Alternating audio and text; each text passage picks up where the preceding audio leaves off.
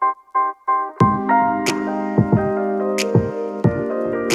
everyone, welcome back for another video. We're gonna go over how to control the height of your exit on the follow through, whether you see your club exit low and left under the shoulder line or the opposite way, high and right and on top of the shoulder line. That's typically a spot we look for in a follow through to determine whether or not you're hoisting your arms too high in the follow through or you're throwing the path way out to the right too much as a right-handed golfer, and if you're lefty, just flip it around. So we see a lot of good players who rotate well in the downswing. We see a lot of good players when they do it, when they rotate, the hands and arms exit left, and as they follow through, the club and hands and arms exit underneath the shoulder line.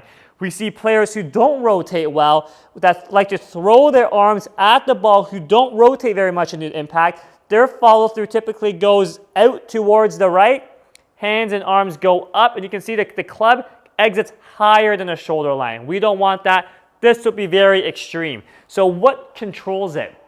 If you're someone who if you're someone who doesn't rotate well, but want to try to get that look of low exit, it's probably not going to work out, because then all you're probably going to do is pull your hands left to get this low exit. But when you do that, your downswing is very armsy. You bring a whole lot of other trouble into play. We don't want that. We always want the body to move the arms. We don't want the arms to move the body. So how do we do that? Well, what controls that is how much rotation you have, which is also influenced by how well you maintain your tilts and inclination. The more I tilt backwards in the downswing, the more my path, hands, and arms and club gets thrown out to the right.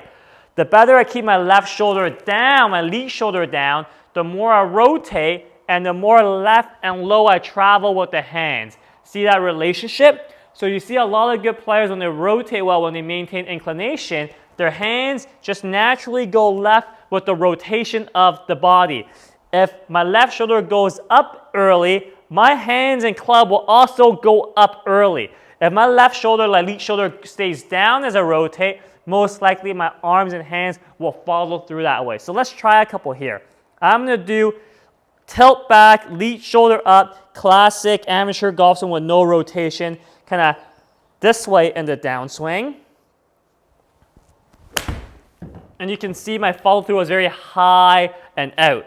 Now I'm going to do the opposite, something I like promoting with a lot of my clients, with keeping that lead shoulder down and around. You can see if I do that well, the follow through should follow through a lot more low and left, exaggerate this.